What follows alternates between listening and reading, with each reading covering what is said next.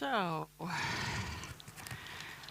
good afternoon. Is this on? Yes. So good afternoon and welcome to this panel discussion on Fly Me to the Moon, what shakes the future of research and innovation.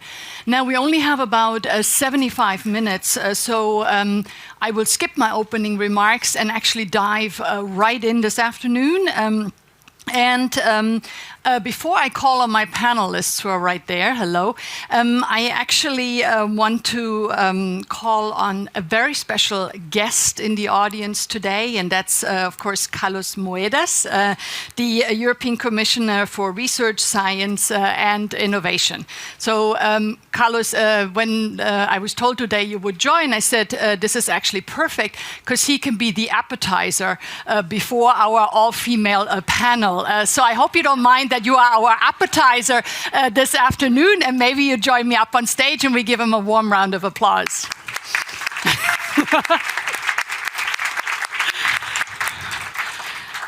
So, Carlos, you're bringing with you a great book called Open Europe, Policies, Reforms and Achievements in EU Science and Innovation 2014 to 2019. That was, of course, the time that you were at the helm of European research and innovation policies. So, I mean, my first question is, why this book? Why now? Tell us more about it. And thank you so much. First of all, it's a great pleasure to be with you here because you were part of this journey. And we started even before the hearings because when I started looking at innovation and innovation policies, Anne was the head of a very, very good think tank, the Lisbon Council. And so there was a lot of inspiration there, inspiration for my first dialogue with the parliament, and then inspiration to create this idea of the open innovation, open science, and open to the world. And so the reason, the reason of the book is twofold. One is accountability. When I was in the Portuguese government in 2011 until 2014, during the period of crisis, we were managing a very difficult situation. And I always felt that politicians don't really tell people what they do. And so I said that after those years working in the government, I wanted to leave a book that would be just telling people what we've done during those years. And so I had a very, very good person in my team at the time, that is João Labareda, he's sitting there. And he helped me a lot on creating that book at the time that was called 1,000 Days and 450 Measures. This is fun. That one was boring. And João joined us here to help me to do the same. And so this little book is about that. I mean, you know that we started with open innovation, open science, and open to the world. But what we meant really was open Europe. And so the book really goes through the journey. The second reason is that sometimes you leave the job, you don't really thank people enough. You don't celebrate. And I think that behind this Open Europe, you have so many people. You have, of course, the people of the DG. Then you have people like Anne, that with the EPSC was really there always for us. Then you have people like Daria and the RISE group, which were really kind of the deep thinking towards the open innovation, open science, and open to the world. And Daria, thank you. I want to say this publicly. I mean, because you did an amazing job, and you created a group of ambassadors. And so, you know, when you do European public policy, you need to have people going around Europe explaining. And I could not divide myself in 28 and go everywhere. And you did it with a great group of people. So this book is also a tribute to you and to your group, and to so many people that helped along the journey. Mariana Mazzucato in the missions, Pascal Lamy, and you know, I'm being unfair because there are so many inspiring moments of these 5 years. So, and in a nutshell, it's that is not really my book is the book of the things that we achieved. And as you know, innovation at the time was not a word that people were talking that much. You remember that? Yes, I do remember that. So we've come a long way, and I think it is absolutely a wonderful idea to sort of describe the journey where we have come from. And we've come quite far, as you just said. I mean, when I speak about you to others and also to my team, I always say that Carlos is someone who really sort of walks the talk of innovation, because this is the other side of innovation. Is disruption is hard. It means going against the mainstream, pushing the intellectual and the scientific boundaries. So if you had to look back now on this journey, what are you sort of most proud of, or what would you like to be remembered for? You know, it's difficult to I've tried to look at it, and there's a couple of very obvious things. And one was at the beginning in our first conversations, I remember that we said, look, there's so much fragmentation of instruments. And so that was the first step, was to think, how can we have a brand of innovation? How can we really change the way we do it? And that was the European Innovation Council. And that for me, I mean, was really starting by conversations, a line in a speech. And most of the lines that you have in speeches never get you anywhere. It stays on the speech, and then it doesn't work. And so the European Innovation Council, for me, is really something very important. I don't think that I have any other achievement in my professional life of the same size as the European Innovation Council. And at the beginning was very difficult. First, internally, I had a lot of resistance from colleagues, from the people around, and you were one of my allies, but it was something that people, oh, but now we're going to put the money with Moedas, or this money is from DG, blah, blah, blah, and I'm not saying what DG is, but a lot of them. So then there was actually a big, at some point, Roberto Viola understood the concept, and then we started working together. And so we did really a beautiful work with all the DGs. I remember also my colleague Violeta Bulc, that was at the beginning, what you're going to do with the money for transportation, blah, blah, and then we made it. So the European Innovation Council, definitely.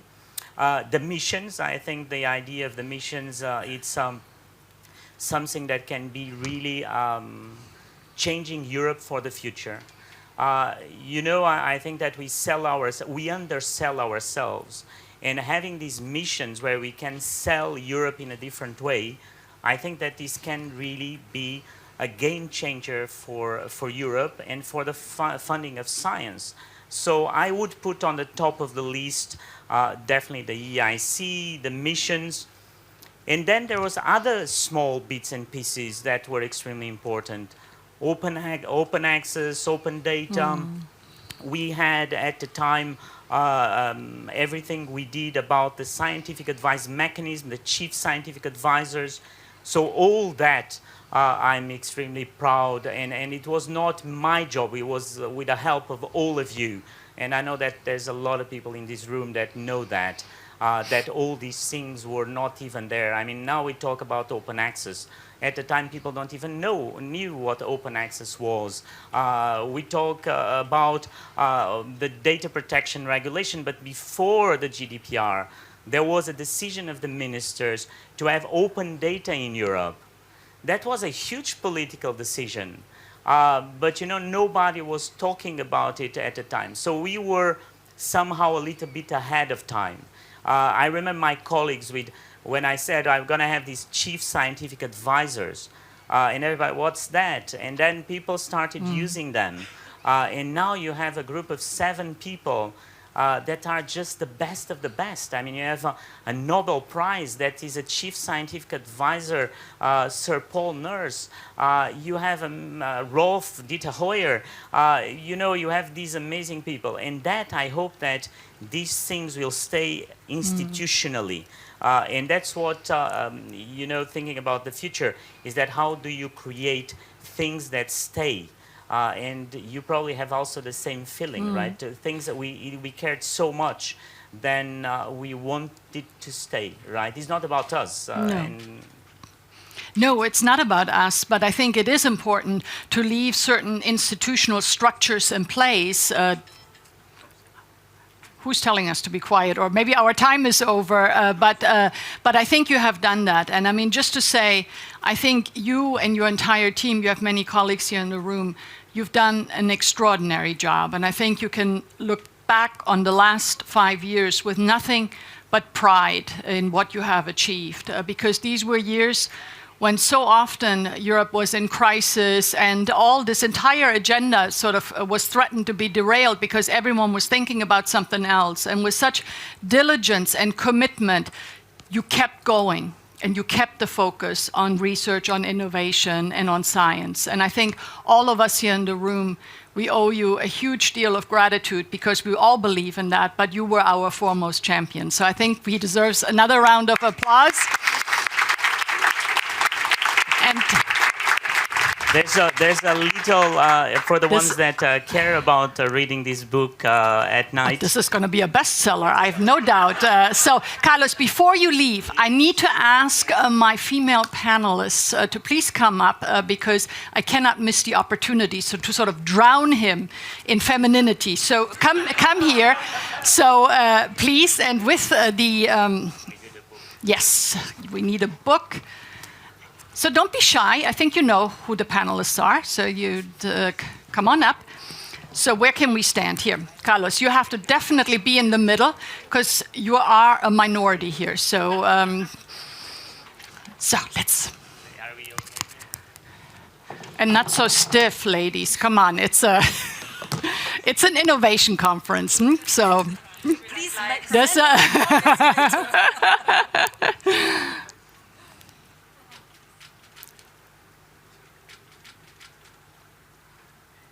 You're happy? Okay, photographer says he's happy. Thank you again, Carlos. If you can stay with us, please do. For my panelists, please do take a seat. So I think there is no particular order.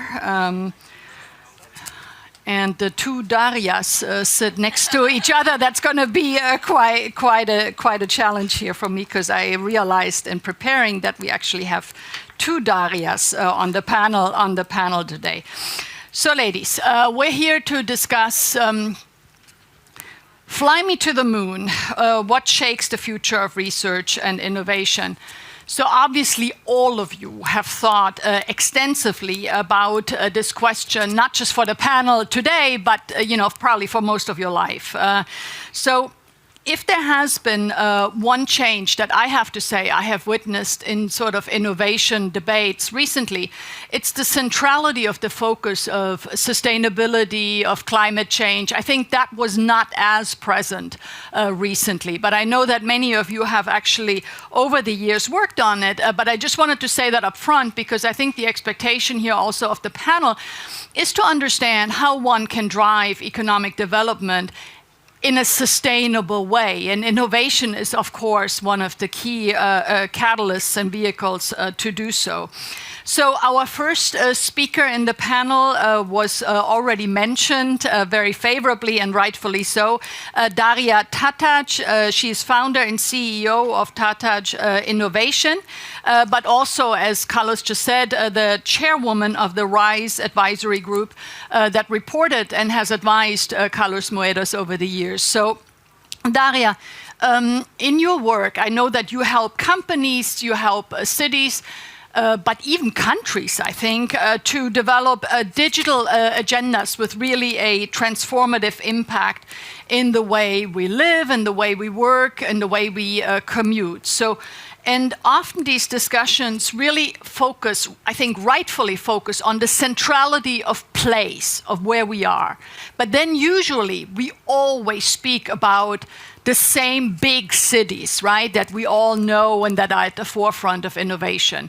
But what about sort of medium-sized cities that no one really thinks about or talks about? What can they do to drive innovation? And particularly this aspect that I was speaking about, sort of driving innovation with the purpose of achieving sustainability, fighting climate change, etc. Any thoughts on that? Thank you, Anne. If I may start, Commissioner, by addressing you after these very kind words towards my RISE colleagues who are here. Some of them, I see Professor Teresa Riera. I cannot say against the others. But I want to thank you very much for giving us the space to think about these issues, because I believe that everything, any change, any innovation starts with human creativity. And being creative in the way you think, you reframe the problems, you dare to think out of the box, to talk about things that usually people don't think or talk about. I want to thank you for giving us this mandate of trust that we could be more open, more transparent, more diverse in the way we were sharing with you our thoughts. So thank you very much for this mandate of confidence. To address your question, Anne, you asked me about the cities or the places. And it's actually whether you're coming from a small industrial town, as I do, born in the south of Poland under communist times, where we were the superpower of the world, at least in the propaganda. I lived through a generation that actually witnessed how the change happens. And in my book, the first chapter is called Innovation Blowback. Because what we really witness today is the fact that those who are behind are at the forefront. And in one of the recent publications by the Commission, I read a statement saying that Europe is catching up now not to the US, and what I remembered we used to catch up to Japan. Now we're catching up to China. And being also, I'm always proudly Polish, one of the second actually in the world most successful economy according to the World Bank. It took us just 15 years to get to high income countries with a very special social model that is high inclusion, so with the low Gini coefficient. I believe that Europe now should understand that whether we speak about a small post-industrial town, a small country, or a small continent like Europe, the dynamics of the digital transformation and the implications are the same. And unless we change the way we think about ourselves, the world, and this networked, interconnected, dynamic, morphing structure that we are part of at the individual level of a scientist, of a university professor, innovator or entrepreneur, or at the level of a policymaker, my call would be, let's change the way we think. Let's just dare to think differently. And I don't know if you want to give me more time that I go into details, but this would be my first call. Let's dare to think differently. No, but that's very good, because what I forgot to say up front is that you have a maximum of 3 minutes to answer. So this will be quite all right in this first round. I'm reading in your thoughts. But nonetheless, I will come back to the centrality of place. In preparing for this session, I looked up the Global Startup Ecosystem report, and you look at the top 30 ranks, and of course on the top are sort of the usual suspects, Silicon Valley, etc. But it's interesting that nonetheless, in the top 30 cities, 9 are European. So from Barcelona to Bucharest, from Paris to Lisbon. But nonetheless, I mean, following up, how can governments and the EU really support the emergence of such ecosystems? And where they have emerged, how do you scale them? Because, I mean, we have these systems, but they're not really global players. I mean, how can we do that better? So I like to make complex things simple. My research on high-performance innovation ecosystems around the world shows that you need to have 4 pillars, if I may say so, of a growth model. You need to have research, you need to have education, innovation, and entrepreneurship. And I believe that when we look at the European innovation hubs or those ecosystems, the most dynamic ones that advance in these rankings are the ones that invest in 2 things, actually. One in building the startup ecosystem or entrepreneurial ecosystem, because it's not only about startups, but the other one is actually the biggest challenge, is combining the 4 elements into a system. Because, you know, traditionally in the industrial economy, they did not work as a networked ecosystem. And when we look at the Silicon Valley today, you really think that what makes it so powerful, or what it used to make it so powerful, was the connection to the talent pools around the world through the immigrant networks. And I believe that Europe has such amazing diversity. If only we could connect this into a dynamic system. You know, Europe is actually like one big city. I commute between Warsaw and Barcelona, and you know, it's really not far, right? Although it's two different parts of Europe. Let's just think differently. How to connect the best of research, education, innovation, entrepreneurship, and even not the best. Let's not get stuck in the stereotype of being excellent. Let's just allow people to grow by interacting, by connecting, by networking, and by innovating together with those who are at the front of the rankings. I must say that I look at the ecosystem in Central and Eastern Europe. Cluj, for example, in Romania, I'm not sure many people know that it's such a fantastic ecosystem. Kraków in Poland, that is really the point of reference in our part of Europe. Or for that matter, Barcelona, which 30 years ago, you know, it was not a good city. Okay, and then in 2014, it was the first one to become the innovation capital of Europe. And when you look at this one case study, there's not single factor of success. It's a combination of public policy, of the willingness of people to take risk, of creativity, but also of the industrial past. This used to be the second most industrialized zone in the world after Manchester 200 years ago.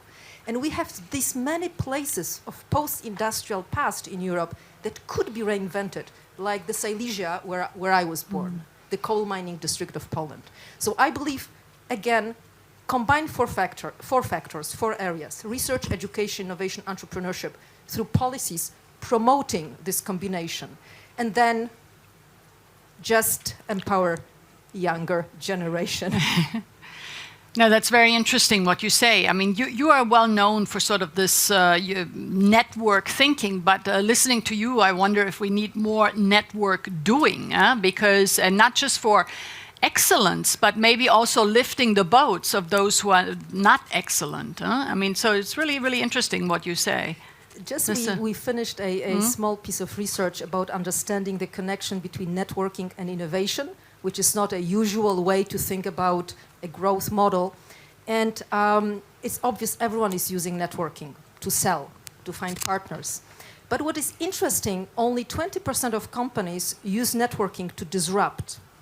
Out of this 20%, the impactful rate is self-assessed at the level of 80 to 90%, which is absolutely amazing. Few people use networking to disrupt, but those who do it really well.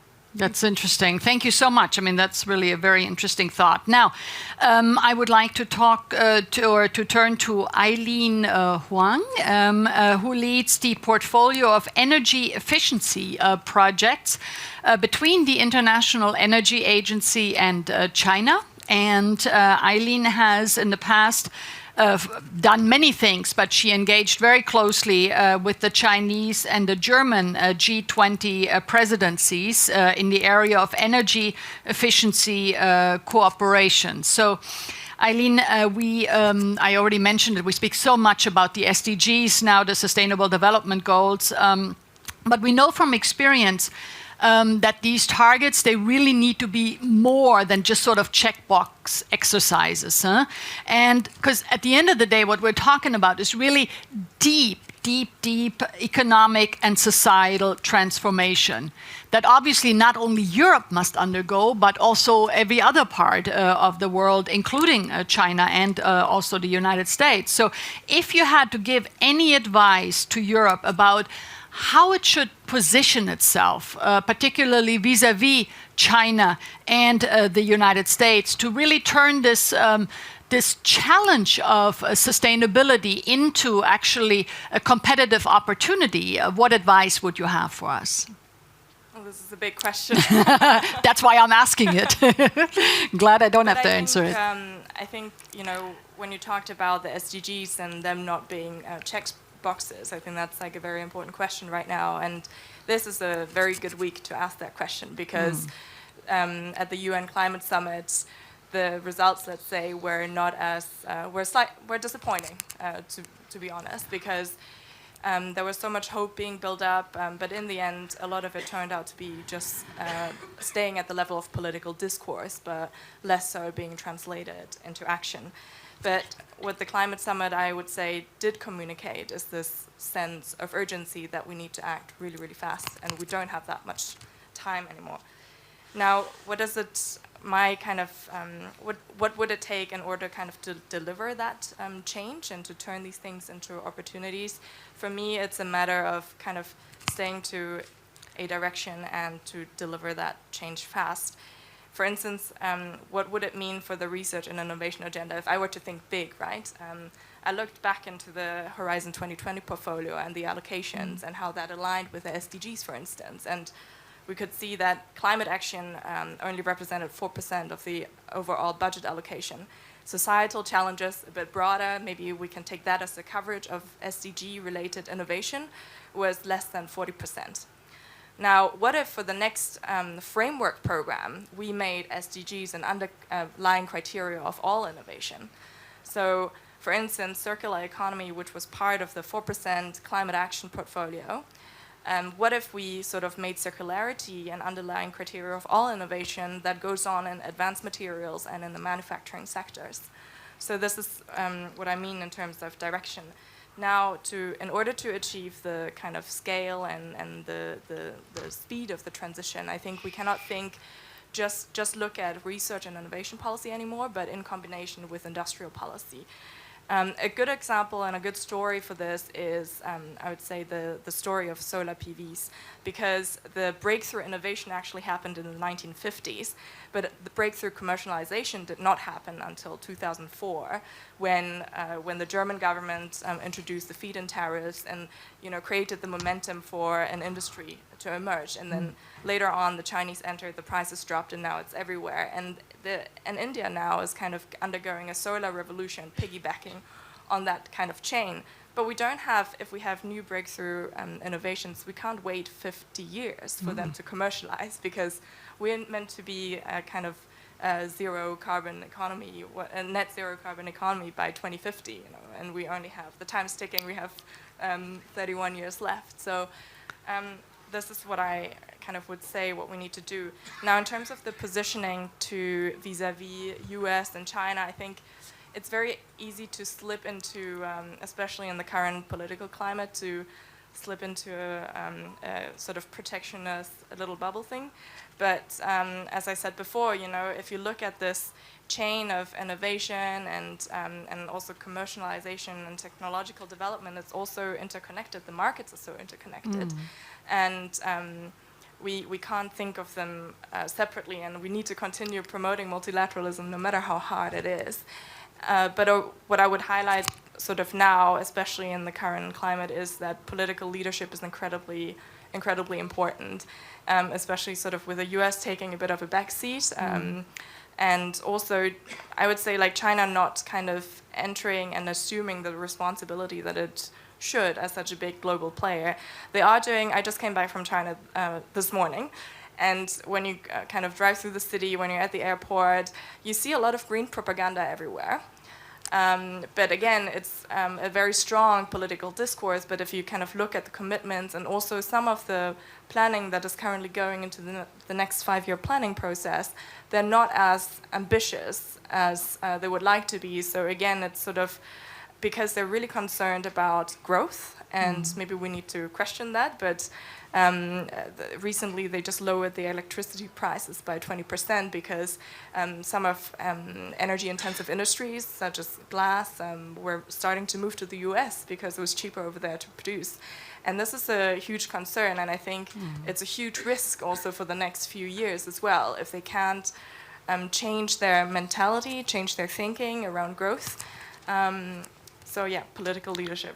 I wanted to end on that note. Yeah, thank you. I mean, that's a very good point that you make, and I'll immediately ask a follow-up question. I mean, if you look at the way usually growth almost inevitably leads to higher carbon emissions and higher pollution. And so also what you are saying is we need to somehow disconnect the two. I mean, otherwise we will not be able to achieve our goals. But nonetheless, how does one do that? Because if you look, for instance, I mean, Europe right now only has, I think, about 9% or even less of the global carbon emissions. I mean, China much more. So we need to bring these solutions into the world and into the markets. I mean, how do we break that, this inevitable connection between growth and driving prosperity and the rise in pollution and carbon emissions? Any thoughts? Yeah, I think like Daria said before, everything starts in the head. So I think the first step is that we change our perception that it's a kind of necessity, and there are different economic models and different products and services that are emerging that don't make this the inevitable path. And the funny thing is there are alternative models out there, the sharing economy, the circular economy, degrowth, which doesn't mean, I think the key is to also disassociate growth with prosperity. And one good example, for instance, is Amsterdam, where that is, starting to position itself very strongly as a sharing economy. And it doesn't mean that you have less. It just means that the focus is placed on access over ownership. And there are all kinds of services and networks that are kind of supporting this new type of economic model. But it doesn't mean that people don't have access to mobility anymore. There are shared cars, shared transport models. There's this Peerbee startup where you can basically share anything, whether it's a drill or kind of a ladder or whatever. Not, I'm thinking a lot about those things because I'm moving into a new apartment. And this is also kind of one thing that is driving this startup that I'm currently working on as well. Which is effectively a leasing platform for sustainable fashion, which goes against the fast fashion trend, of wanting to change, wanting to consume more every season. But it's actually it's a well curated platform with different sustainable brands, and allows people to access these pieces maybe for 1 month or 2 months, but you can give them back and someone else can enjoy them. So in a way, you have access to more without owning more and without creating more of that negative impact. That's very interesting. Thank you so much for sharing that. I really appreciate that. Now I would like to turn to Silvia Schwag-Serga, Deputy Vice Chancellor of Lund University in Sweden. Now, Silvia, the geopolitics of innovation are really shifting and becoming increasingly complex. I think if you look at Europe, Europe rightly has a strong reputation sort of for quality, for safety, also, of course, a very strong research community, well known for the GDPR, for protection of personal data, for fundamental rights and liberties. But at the same time, we also know that Europe has some shortcomings. Some of them were already mentioned around commercialization or the inability to oftentimes to commercialize. The inability for companies to scale up, to be globally successful companies. So what's your take on the European approach to innovation? I mean, how is it a success overall? Any advice for what really should be done differently going forward? Thanks a lot. I think both Daria and Eileen have said really interesting things in this context. I've spent sort of the last 20 years trying to understand the difference between the innovation systems in China, the US, and Europe. And as you said, and I think we have very different characteristics. And if you listen to the European Innovation Council session this morning, I mean, I think we have no dearth of both extremely inspiring entrepreneurs. We have great research, and we have very innovative cities. So as opposed to the others, I think I've spent most of my life in government, in think tanks, and in academia. And to be honest, just a one-liner, I think that's where the problem lies. Is that we have what the OECD calls sort of 19th century institutions for 21st century problems. And that I think what we've been focusing on a lot in Europe, and exactly as you mentioned, Anne, we are very good, although I think we also need to rethink it. We could be a lot better, but we're quite good at accountability. if you compare to the Chinese system and the US system, people actually have quite a certain amount of trust in the government, faith in the public sector. We also demand things from our public sector as opposed to my American relatives, who have very low expectations of the public sector. But what we are lacking, in my mind, is agility and the ability to combine accountability with agility. So the problem is that over the years, accountability has become a burden and an enemy of agility. And I'll just give you one example because Daria and I both, I've been living in Sweden now for 20 years. Sweden is known as being a very innovative country, very good at embracing new technology. I was speaking to one of the leaders of the Swedish healthcare system the other day, and she said, in Sweden we're using more paper now in the healthcare than we ever did. And it has to do with the fact that for some reason they still send letters. When my daughter needs to have a mole removed, you have to send a letter because of accountability reasons. And I think this is a really good example of where we have a major problem. And then you haven't even gotten me started in academia, but maybe I can come back to that. Well, that's actually my second question, namely, what is it that academia needs to do differently? Because obviously, universities have a huge role to play. I mean, you are educating the leaders of tomorrow. I mean, you're educating those people that need to solve many of the challenges that we're discussing here. So, are you fit for purpose? I mean, is academia fit for purpose? No, I can say, so I went back to academia after 20 years in policymaking last year. And after about 3 months, so I'm the deputy president, and the president said to me, how is it working in academia? And I said, I'm permanently dizzy. And he said, is it the workload? And I said, don't insult me. It's the fact that the world around us is burning, and we're sort of taking 2 years to introduce a new course. This is, I think, what we're struggling with. And I mean, the interesting thing about academia is that academia and research are at the forefront of the generation of new knowledge. But when it comes to education and its own organization, it's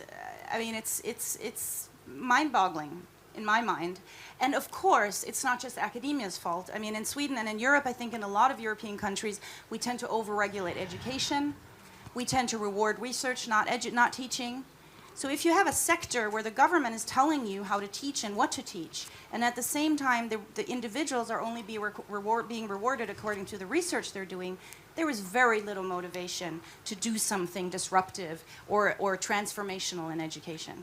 And what we really need to focus on, and then you have this thing about the short-termism where industry, so a lot of companies I talk to, they say, we don't need you to teach our students the latest software or the latest PowerPoint tool, or presentation tool.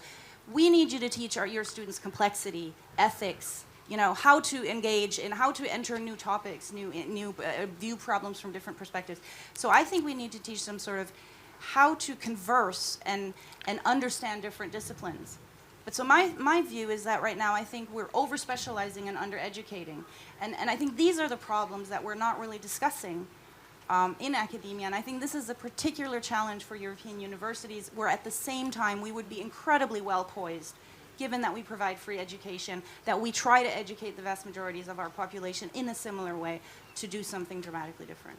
That's extremely interesting and important that you said that, because I mean, one key point of this discussion is this complexity that you describe, the interdisciplinarity, that the issues we're dealing with today, they don't fall neatly in one discipline, and the inability, by the way, I can vent a little bit too, the inability not just of academia, but also of public policy to bring these issues together in a more coherent way on a day-to-day basis. This is what I always say. We need teams that work seamlessly across economy, digital, foreign policy, security. But it's very hard to do in reality. It's very, very difficult.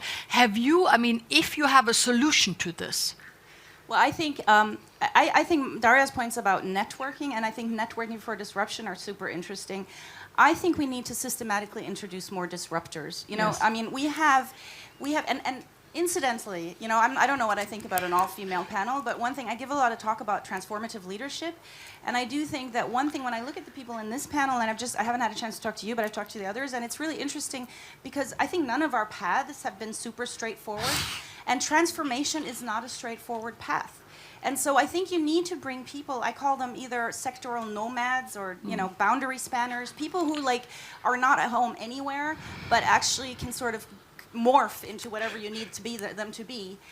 In a certain context. I think we need a lot more of that. And the problem with the European level, and particularly in the Scandinavian, I'm not Swedish, but we tend to sort of love consensus, and we tend to gather people, and we think that if we just gather them around the table, then we're going to agree on something phenomenal. But actually, we end up with a lower common denominator than we all want. And that's why we need to bring in disruption, leadership. Absolutely. I think leadership is key. And like you said, sort of, so I think this kind of working a little bit more consciously with disruption is something I think we should think Excellent. Thank you so much. It's also the perfect segue to our next speaker, who is Daria number 2, if I can call you that. So that's Daria Isakson. She's the head of the Swedish innovation agency Vinnova since August 2018. Daria and I had a previous encounter, if I can say that, at the social summit in Göteborg. I don't know if you remember, I moderated that too.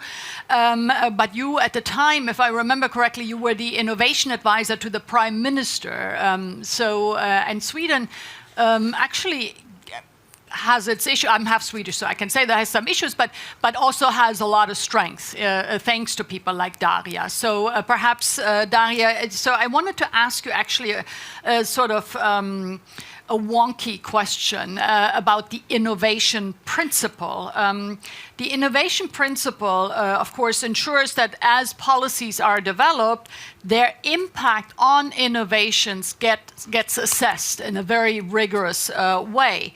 But we also, of course, have the precautionary principle, which is about the management of risk in areas where scientific evidence is inconclusive or contested. So we're spending a lot of time thinking about the right balance between the innovation principle, between the precautionary principle. Any insights that you would have on how to reconcile these two?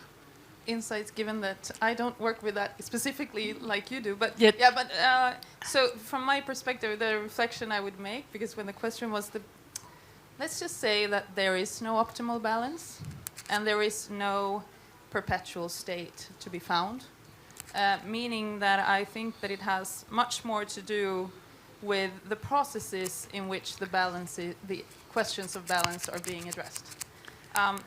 So things that we have agreed on already here is that everything we do now in talking about how we need to change academia's role or the innovation, all has to point towards taking responsibility for the very, very deep transformative change that needs to happen in every value chain, in every city, in every consumption pattern. And then if we look at that, then I think that there are things that we can agree on. One, that the guiding principle is not so much innovation versus precaution as having the guidance on these transformational needs.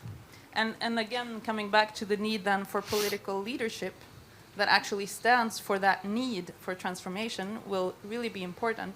And there I think, for instance, that the work now being started around missions will have I'm hoping for a really profound impact in the work that can be done there. The other thing is that addressing risk is not about demanding that risk is not taken or avoiding it altogether. It has to do with evolving our ability to experiment in a responsible way. And so if we experiment in a responsible way to actually find the answers and the solutions, and then also find the answers and solutions to how this can also be implemented at scale with respect for different contexts, that means that experiments must never be made expensive. Experiments must be made easy and be encouraged and be helped. And that's a really important role for a lot of policymakers and agencies. And then I think that many of the ethical questions then that need to be addressed, we need the frameworks, but we need the skill set to apply those frameworks to be part of the very design process in which we think about what experiments we should be doing and in the experiments themselves. So that also, again, I mean, this is something we've been talking a lot about, but the actual very real need to include a much more diverse set of skills, backgrounds. It's not only multidisciplinarity in research, meeting industry, it's also, in a very real way, engaging the cities, the citizens, and also I would say regulatory bodies need to get their hands dirty.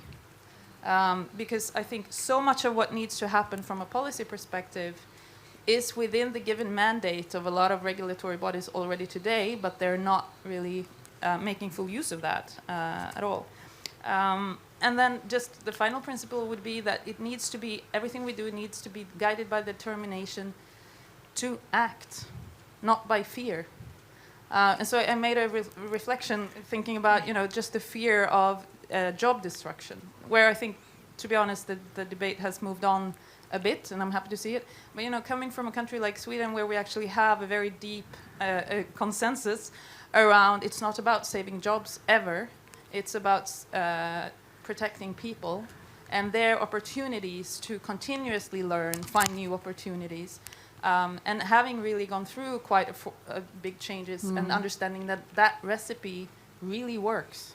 And I think that's a trust that we must all take responsibility for, which also comes to the importance of lifelong learning, and then we can start looking at the university's role again. Full circle. Yeah. That's really interesting what you say. I mean, because you're right. If you only ever think about the risk, I mean, you can become paralyzed. I mean, I always say the biggest risk you can take is to take no risk at all. I mean, that would be surely destroying jobs and be very detrimental. But going back to the issue you raised about experimentation, I mean, can you give us some concrete examples of experiments or experimentations that Sweden has done sort of to drive sustainability, whether it's sort of in health or transport? Because, again, I'm half Swedish. I think that Sweden is advanced when it comes to sustainability compared to other countries. But, one of the challenges in Europe is always you can have a best practice in Sweden, but how does it work elsewhere, and does it work elsewhere? So this is something that perennially we're struggling with. If you have any insights, I think we'd be very interested to hear those. Yeah, and I'm also looking at Kirsten for reflections, but I think that, of course, we have to acknowledge that something that works in one context cannot just be copied to another context, because there are these differences. And in talking through this panel before, we had a question also about, I'll give you an example, not to the sustainability point, but Sweden has the second most successful startup ecosystem per capita in the world, second only to Silicon Valley. Yep. What's the story behind that success would be, well, first of all, we couldn't afford subtitles on TV. So we had a whole generation that was just, consuming American popular culture, studying English in the meantime. That was not by design. At the same time, some other things happened, that we actually had brave political decisions in terms of early investments into broadband, reform that made PCs available to everyone, and then you have kind of a climate where people have enough skills to actually understand, imagine, start creating. And when we had that first generation IT bubble, then you had some great successes, and entrepreneurial drive started growing. What happened when the IT bubble crashed? These people were not welcome anywhere. No boards would take them in. So where do they go with their entrepreneurial drive, their network, their money? They say, well, let's just create the second and the third generation. This was, in part, there were some really good policy decisions. In part, it was prerequisites that happened in the post-war era. And in part, it was about people daring to take risk.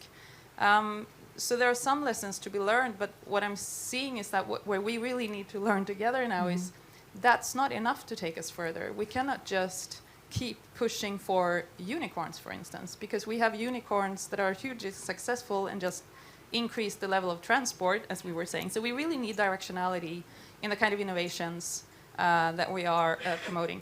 And then you asked, for example, so we do have this one national example that is all Swedes, I think, know it, but maybe not this audience, would be the zero vision, for instance.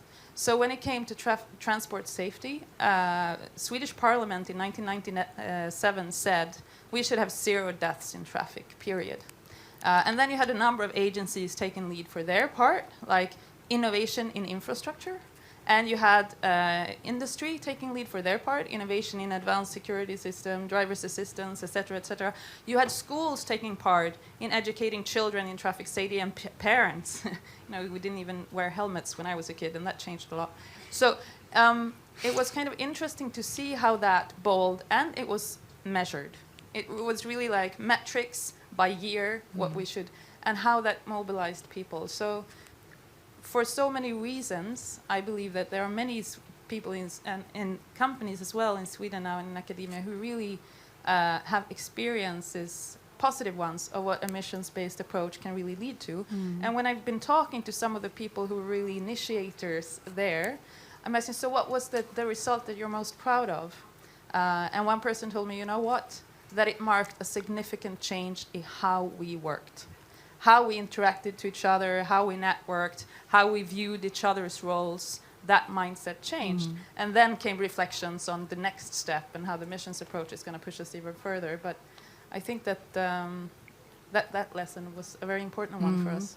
It's interesting. I mean, all of you describe to some extent sort of how important it is not just to have the vision or the idea, but how you operationalize along the way. Yeah? And I think that this is something that is not sufficiently understood or studied, or, you know, that's for me already one of the key takeaways from this discussion.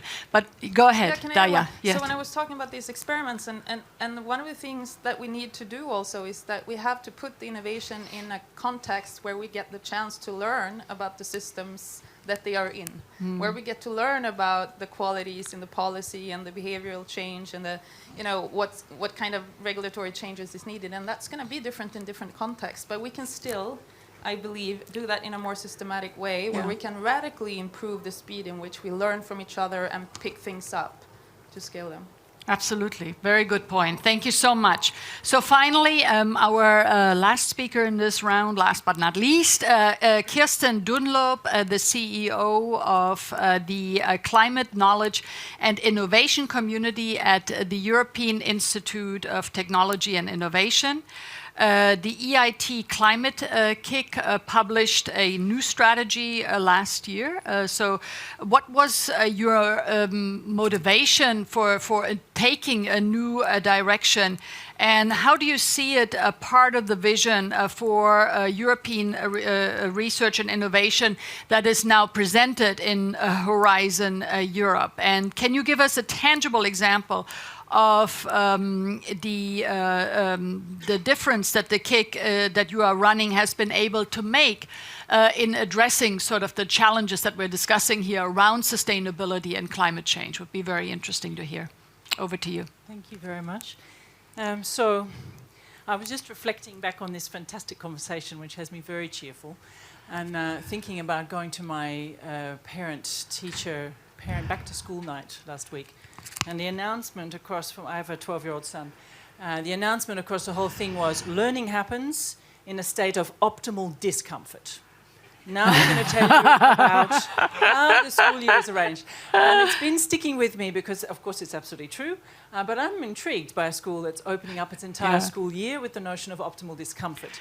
And that tells also, and it's resonating with me because it very much describes what we've chosen to do, which is essentially reflect on our license to operate. And particularly our license to operate in the context, because I absolutely wish to reinforce the relationship between what we do and the context in which we're doing it in the next 10 years. So if you happen to be an organization which is doing climate innovation and climate action funded by public money coming out of the pockets of the parents of Greta Thunberg and her generation, then you better have a license to operate which is very coherent with the next 10 years. So we've reflected on the fact that we were started in 2009. We have, therefore, at the end of this year, 10 years of experience of what it means to direct the force of public money and public policy to innovation. And our reflections were it's not good enough. It's simply too small, too narrow, too siloed, too self-referential, too technocratic, too technology optimistic, and way too slow to get anywhere near what we need. So our reflections have been to say, okay, if we want a license to operate for the next 10 years, and I have an organization full of people who, I shut the organization on Friday so that the entire of us, all of us, could go and protest in the climate strikes because we were going to be shut anyway because the nature of the organization is such that they would have all been striking. And I wanted to really reinforce this notion that we are part of a system of interventions. And part of that system of interventions are social and behavioral tipping points for change. So our reflection has been to say, we need innovation to redirect the force of its effort, less from a passive deterministic relationship with forces with a capital F that are market forces that somehow will attach themselves in the form of capital to bright and shiny things and pick them up and turn them into unicorns, and change will happen in the world. And instead understand that for the next 10 years in particular, we need innovation to do something for us that we have not been doing. And that is to dramatically accelerate the pace of learning, and the pace of learning in the face of radical uncertainty. And the uncertainty I'm describing is the uncertainty of how to change every single aspect of the way we live, we move, we eat, we understand each other, and most importantly, we understand our relationships to prosperity, value, growth, and our physical environment. So we've never done that. It is beyond the scope of our experience, our comprehension, to take on that scale of challenge, that scale of change, the pace of that change, and to do so in a context that runs counter to every single underpinning assumption we have about growth is equivalent to consumption, so waste and obsolescence are perfectly okay, they're forgivable. Competitiveness is equivalent to prosperity and development. We need to run counter to some of the most established assumptions about what an industrial, modern economy and society looks like. What we've done is to say, okay, we need innovation to handle uncertainty, generate options, because we need agency and choice and participation, and we don't know what the answers are, not at scale and not in the combinations we need. We need innovation to accelerate learning in order to understand something that we've only barely begun to comprehend, which is if we're going to change systems, then we need to understand systems. Systems have evolutionary dynamics. They're not static, they're not engineered. You don't sit them in a Gantt diagram and program how they're going to move. They have their own dynamics, which is an extraordinary power if you can begin to design innovation to engage in and catalyze and mobilize and respond quickly and in agile ways to the dynamics of systems. So what we've done is to introduce a very different way of doing innovation. It's anchored in a sense of need instead of a sense of opportunity. It's designed to explicitly test, systematically place innovation at every single possible movable lever for change, but at every single one of those points to test multiple solutions, profoundly diverse, some of them random, and really then test for what unexpected combinations, what mashups between startup X, Y, and Z will actually be the thing that we need, what erratic institutionalized serendipity effects can we mobilize, how do we design for the fact that people are making their own futures, not simply being communicated with in parental fashion about what's good for them. And then systematize a practice of explicit, interdisciplinary, or kind of boundary-spanning learning in all of that innovation practice.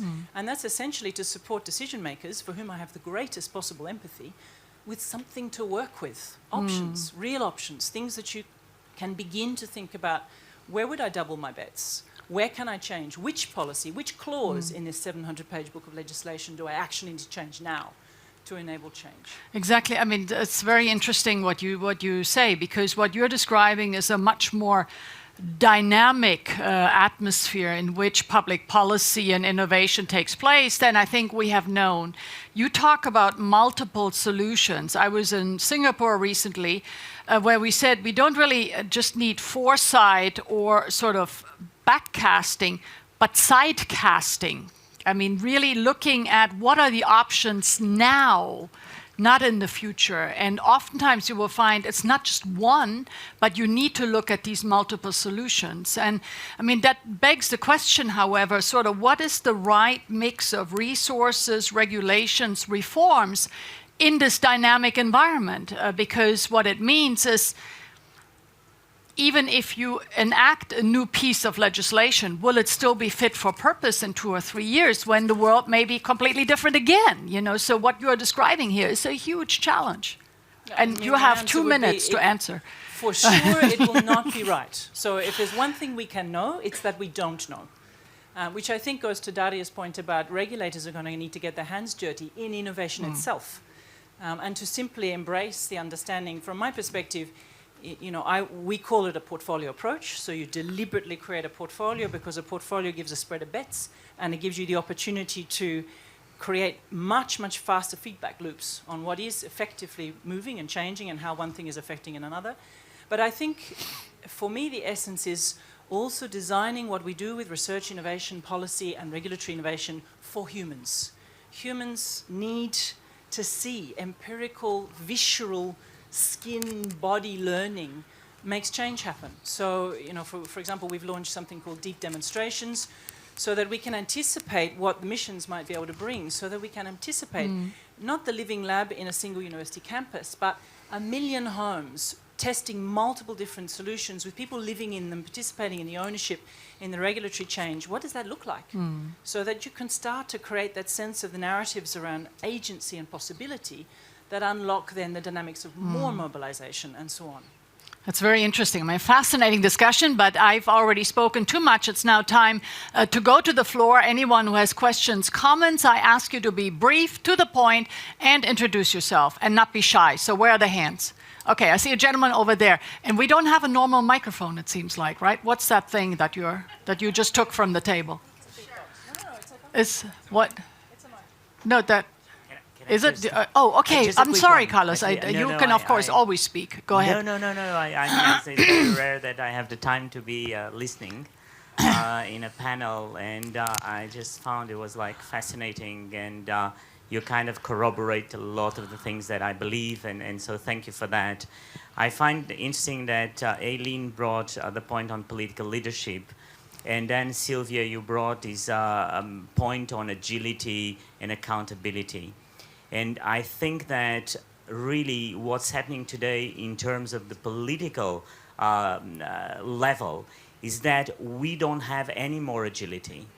And it's not just because of the accountability, it's because the politicians' lack of courage, eventually, or just to get the excuse that is the technical side and the technical sphere that decides, you have outsourced everything. And so people look at you and they say, why would I vote for him? Because anyway, he's not going to decide anything. And he's going to be so accountable to so many groups and to so many people that he will not change. And so you feel that the agility is not there at different levels. And so why do people vote for populists? Because they can break the accountability and say they can be agile. You know, if you have Brazilian friends and you ask, why do my Brazilian friends voted for the current president? And they say, because people that get killed in the street. And so I want to give up everything, and I want someone that like breaks everything, but I don't want to have more insecurity on the street. And so, I mean, it's really the future. Then I love the optimal discomfort, and I think that we really we need friction and European culture. And I think that also you said at that point from Sweden, like the consensus. But how do you create a consensus with friction? We need good friction. And friction is not about fighting each other. It's about not agreeing, but not taking it personal. And we Europeans have that. The pace of learning, everything. I mean, of course, everyone, and so I just loved it, and I wanted to say that very short. It's not even a question, it's just to say no, but we thank appreciate it very much because I think you have caused maximal discomfort to some of your colleagues, and I am very grateful for that. Where's the gentleman over there? Someone raised their hand in the back, so there. Please introduce yourself, be very brief. I'm Nikos Kastrinos, I work in DG Research, I look after foresight. Congratulations on the panel. I have this question about policy option. When we try policy on the whole, innovation comes... Okay, does it work now? Yeah. Innovation comes in layers. The problem that we have with climate change is not because we don't have the new innovation, it's because of all the stuff we already have. How do you design options that deal with the existent, with the things that exist rather than with the things that don't exist yet? Good. And I'm sorry I didn't recognize you. I mean, I literally can't see nothing from up here. But it's a good question about legacy. Who else? Come on. The lady over there, right? You didn't raise your hand, but I'm just going to come to anyone? No. I'm just shocked that we're only getting one question. Yes, please, the gentleman over here. And ladies, don't put this panel to shame. I want to also see Yes, go ahead, Does it please. work? Yeah, thanks. My name is Jens Nygaard. I'm from Aarhus University in Denmark. I think you have drawn a picture of network and dynamics of networks. If you take a systems engineering perspective of this dynamic of networks can be extremely complex. And then you also tell some story about the fact that if you look at history, there are some decisions and some actions through down history that are accidentally had the consequence that Sweden became a master of innovation. So can you really predict the behavior in these kind of advanced networks, or is it pure luck? Yeah, no, I mean, it's a very good question because I actually studied the Swedish case, and I know from the time when these decisions were taken that you spoke about, Daria, no one had in mind that Sweden would grow these unicorns and put itself on the global digital map. So anyone else? Yes, thank you. I'm Laura Kustermans from LIRU, the League of European Research Universities. I was wondering if you have a recommendation, if you have just one recommendation to make to the new incoming commissioner for the policy she will set out if she's appointed in the end, and for the next framework program, what would it be? Laura, you stole my question, but very good. That saves us some time. So who wants to start? Why don't we go to you, Daria, first with some reactions to what you just heard around legacy, history, recommendations in maybe 1 or 2 minutes or so.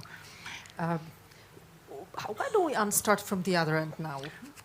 Well, I mean, we can do that. Kirsten, you want to go first? So let me start with a question around how do we design innovation that deals with the stuff that we have that we need to get rid of? There are a few thoughts on this one. I think innovation, recognizing that if you're changing systems, including ourselves, and most importantly ourselves, immune system responses will happen immediately. And designing for immune system responses. There's so much we can do and we can learn. It is an explicit part of our programming to look at how do we choose, when we make portfolio composition choices, we choose things that are designed to work with and against. Like if you come from Australia, one of the things you learn as a child is how to swim in a rip in the ocean. You can't swim just against it. You have to swim with it, against, with it, against. You have to zigzag. And immune system responses, in my experience, are a little bit similar. But there are a couple of other possible ideas. One is, if you go to the point that you raised, Anne, about risk, the greatest risk of all is status quo. If I think about the frameworks I am learning to handle within the European Commission, they are wired for fear. They are wired for risk aversion and fear in every aspect. As soon as I hear the word deliverable, it's code for fear. That the money will not have been spent appropriately, that it won't be transparent enough, that there's not a tangible objective outcome that's quick enough to see. And as soon as you pull, if you think about that in the context of the fact that we have international accountancy standards that explicitly discount the future in favor of the present, we've got market incentives that are wired for very, very short-term horizons, it's very difficult for us to break a mechanism that is privileging, wanting to see concrete outcomes, which of course then must become perforce very incremental, and then it's hard to break the existing system. So hacking that, and it's a question of hacking it, I think comes where you can use the mechanism of risk, because if the greatest risk we face is simply staying afraid and incrementally edging ourselves into a notion of transformation which we will fail to make, then reinvert it. We have an international standard called total cost of risk. It doesn't include strategic risk or systemic risk of, for example, climate. If you start to pull it into that measure and you price that, you get a percentage of prudent governance allocation of capital that would fund almost all of our most edgy innovation needs possible as part of good business practice. So there's something about designing for the way the existing system can hack itself into innovation as opposed to designing for innovation despite the existing system. That's very interesting what you say, and part of that has to be actually talking to auditors, which I have been doing, because you're never audited for innovation, really. I mean, you're audited for the kind of fears that you described so vividly. So thank you for that. So Eileen, we come to you. If you share the mic. Yeah, we'll do that in the last round. So don't give your recommendation. We'll do that quickly before we end. Eileen. Yeah, I thought the legacy question was a very interesting one because I participated in one of the Horizon 2020 advisory groups, and I was pretty shocked because I never thought innovation could be this processy. But again, it goes back to the accountability point that you said. So there are good and bad sides to it too. But yeah, around legacy, we found it. So I was in this group from 2016 to 2017. It was just after the circular economy package had been issued, and to me, it was pretty obvious that this needs to be a central point in this, and we need to kind of frame language around primary and secondary raw materials that adhere to this new kind of policy direction. But there was a lot of confrontation in the group about this, because there has actually, in fact, been a legacy and a path dependency by the mining industry that kind of depended on some of this innovation and research funding. And yes, you know, I was complaining that the amount dedicated to the circular economy was not very much, but apparently 20% of this money had been pre-allocated, I don't know, formally or informally, and 20% of just that 2-year window was 200 million euros. So, but, you know, we kind of had to, so this, you know, this kind of legacy was very present in that advisory group dynamic, and the only way we could overcome it is through direct confrontation. And I would say, you know, this is what we need, and like confrontation is not a bad thing, it's a good thing because it means change, but we really need to embrace it, and we need to kind of recognize that there are these legacies is also in the innovation space. And perhaps, you know, in addition to the confrontations, I guess another thing would also be to kind of look at the network of actors that are present, that are dominant in the research and innovation space, and bring in new ones. Because there are, you know, a lot of institutions that are traditionally kind of participating in these calls, but also because it's quite a you know, heavy machinery, you know, this these innovation framework programs, it's difficult for some of the smaller, more agile actors to enter, because it's like, how do I write this proposal? How do I do all of this management, like do all this auditing, accounting for mandates, et cetera, et cetera. So, you know, thinking of ways to bring in new actors in the space that could maybe kind of disrupt it a little bit. That's a very good point. Just to say, because others were clapping, this session will run about 10 minutes late because we had the little wonderful segment with Commissioner Moedas in the beginning. Sylvia, we come to you. 1 minute or so. Yeah, I think the point of unlearning is super important. I think that point. I think that's something. And as you were saying, Kirsten, I think it's like, you know, prepare yourself for resistance. I mean, I think that's one of the things. And it's super interesting because if you look at the difference between innovation policy and environmental policy, I talked about this somewhere else, but the environmental policy is all about what needs to happen. You know, we need to do less of this, and this just has to happen. Innovation policy, it's almost like a child sometimes with attention deficit. You know, everything's great. Here's this great new thing, and everybody's going to love it. You know what I mean? But I think we need to sort of bring them two together, exactly as you said, Anne, understand change processes and build in the preparation, expectation of resistance.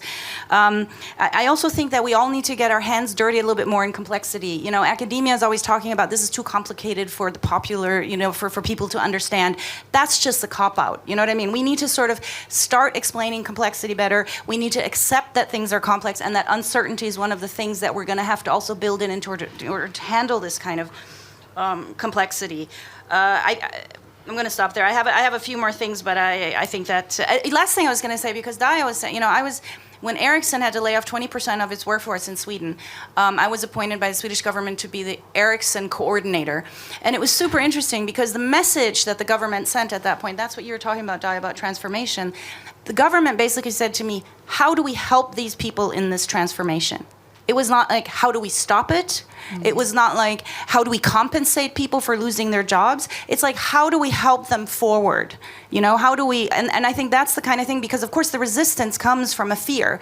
And actually, this is my absolute final point. The interesting thing globally is that I think Asia, China, and the US are losing their agility right now for different reasons. Of course, it's not going to help us in the global transformation we need to do, but I mean, it's just an observation. It's a very good point. Daria, before you speak, because we met at the social summit, this this is not just about innovation. I mean, when we did the European pillar of social rights, it was exactly that. Yeah. That social policy today is no longer we protect you from job loss or we protect you from this and that, but we will accompany you, we will help you, we will be there for you, and it's really a step change in how we do things. Daria, over to you. One reflection when you said about the early broadband thing that happened in Sweden, and there were no ideas then. Well, there were ideas, but they were on BBSs and IRC, and we were groups of people hanging there discussing what this would mean to society, etc. And then there was Ericsson and Telia that had some. So there were prerequisites again. One of the things that I think, having worked with innovations in companies and trying to change their mind, 10 years back, one thing that typically changed a lot was finding ways to designing the setup so that the people responsible actually had to see and feel the pain of all the stuff that didn't happen. Because there's so much of the solutions that we need right now that are already in place. It's just not a priority enough to actually make that kind of procurement or actually have that changed regulation. There's so much other things to do.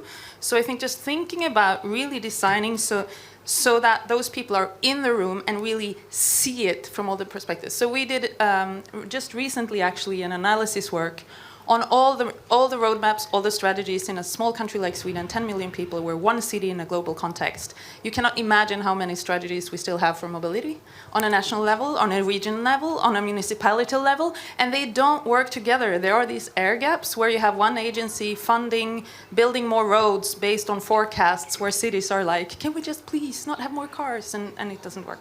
So, and this is not new news. It's just that we haven't created the opportunities for these pain points to become blatantly obvious for everybody needed to solve it.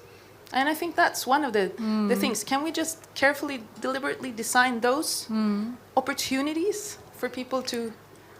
That's interesting. Also what you say, design, policy design. I mean, how we drive the process. Daria, you have the last word. I believe that, first to your point about networks, technology matters and people matter. And in terms of networks, absolutely today's economy and society is enabled by the digital technologies. And the 5G revolution will surely change the cities and the countries and the societies that we will witness over the next 10 years. It happened so that two European companies, Nokia and Ericsson, have the most advanced 5G technologies today ready for large-scale deployment. And we've been reflecting what would be the right policy mix in a situation that we witness today geopolitically. What would be the right response of the policymaker, the right mix, bringing in industrial policy, research, innovation, education policy? Should we stand to protect the European values of open competition, fair competition, single market, public ed? Or should we be driven by fear and embark on the defensive strategies, right? And then there's a question, what would be the right response in the short term and in the longer term? Because in the short term, disruption matters.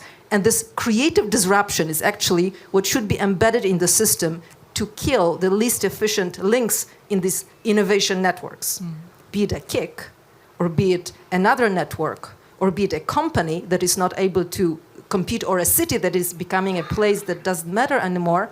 We should allow this creative destruction to happen. But for this to happen, we're going back to politics and for the identity of who the voters want to be in the future. Will they trust the leaders in the forefront of networks? Will the leaders know how to lead these networks? These are very different qualities.